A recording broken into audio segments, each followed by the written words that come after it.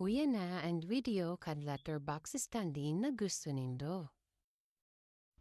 Kinot ma-print mo na kamanin ng mga letters sa bond paper. Paka-print syempre idudukot na ini sa karton na day naman gamit. Pag alam na, pwede nang gupiton. Syempre dapat dua ang ginibrindo, taiyan back to back.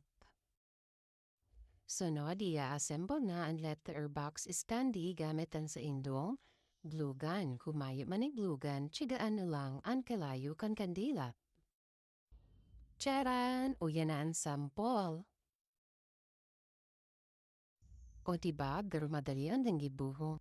Sunod kayan, gamit ang pulot, ma-design na kita.